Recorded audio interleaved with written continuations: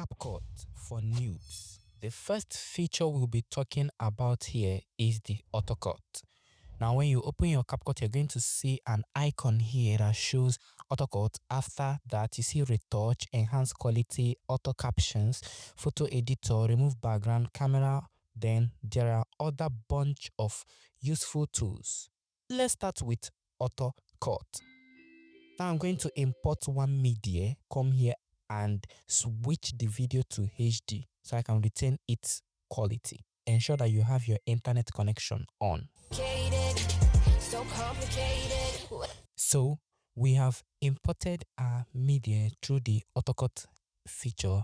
Let us see what this AutoCut did to our video.